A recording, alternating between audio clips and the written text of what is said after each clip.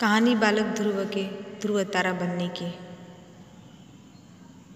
स्वयंभू मनु और शत्रुपा के दो पुत्र थे, प्रियव्रत और उत्तानपाद। उत्तानपाद की सुनीति और सुरुचि नामक दो पत्नियां थीं।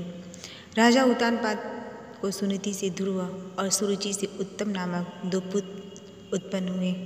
यद्यपि सुनीति बड़ी रानी थी, परंतु उत्तानपाद का प्रेम सुरुचि के प्रति अधिक था। एक बार सुनीति का पुत्र ध्रुव अपने पिता की गोद में बैठकर खेल रहा था। इतने में सुरुचि वहां आ पहुंची। ध्रुव को उत्तानपाद की गोद से खेलते देख उसका पारा 7वें आसमान पर जा पहुंचा। सौतन के पुत्र को अपने पति की गोद में वह बर्दाश्त न कर सकी और उसका मन इससे सजल उठा। उसने झपट कर बालक ध्रुव को राजा की गोद से खींच लिया और अपने पुत्र उत्तम को उसकी गोद में बिठा दिया तथा बालक ध्रुव से बोली, अरे मूर्ख, राजा की गोद में वही बालक बैठ सकता है जो मेरी कोख से उत्पन्न हुआ हो। तू मेरी कोख से उत्पन्न नहीं हुआ है, इसलिए तुझे इनकी गोद में या राज सिंहासन पर बैठने का कोई अधिकार नहीं। 5 वर्ष को ध्रुव को अपनी सौतेली माँ के व्यवहार पर क्रोध आया। वह भागते हुए अपनी माँ सुनीति के पास आए तथा सारी बात बताई। सुनीति बोली, बेटा, तेरी सौतेली माता सुरुचि से अधिक प्रेम के कारण तुम्हारे पिता हम लोगों से दूर हो गए हैं। तुम भगवान को अपना सहारा बनाओ।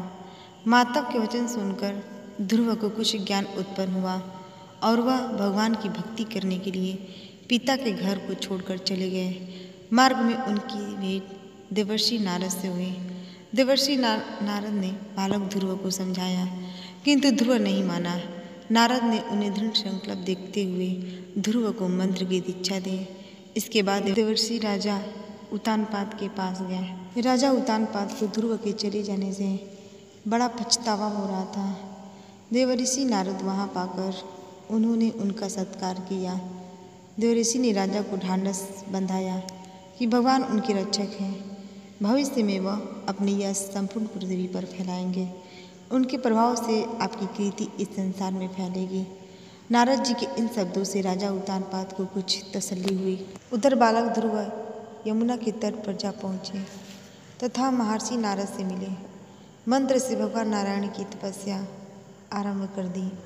तपस्या करते हुए ध्रुव को अनेक प्रकार की समस्याएं आईं, परंतु वह अपने संकल्प पर अड़िग रहे। उनका मनोबल विचलित नहीं हुआ।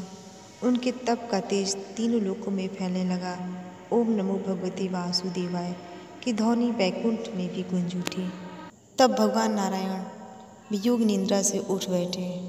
ध्रुव को इस अवस्था में तप करते देख नारायण प्रसन्न हो गए तथा उन्होंने दर्शन देने के लिए प्रकट हुए। नारायण बोले, ही राजकुमार, तुम्हारी समस्त इच्छाएं पूर्ण होगी। तुम्हारी भक्ति से प्रसन्न होकर मैं तुम्हें वह लोक प्रदान कर रहा हूँ जिसके चारों ओर ज्योतिष चक्र घूमता है तथा इसके आधार पर सब ग्रह नक्षत्र घूमते हैं। प्रलय काल में भी जिसका कभी नाश नहीं होता है। सप्तऋषि भी नक्षत्रों के साथ जिसकी प्रदक्षिणा करते हैं। तुम्हारे नाम पर वह लोक ध्रुवलोक कहलाएगा। इस लोक में 36 सहस्त्र वर्ष तक तुम पृथ्वी पर शासन करोगे। समस्त प्रकार के सर्वोत्तम ऐश्वर्य भोग कर अंत समय में तुम मेरे लोक को प्राप्त करोगे। बालक ध्रुव को ऐसा वरदान देकर नारायण अपने लोक को लौट गए। नारायण के वरदान स्वरूप ध्रुव समय पाकर ध्रुव तारा बन गए।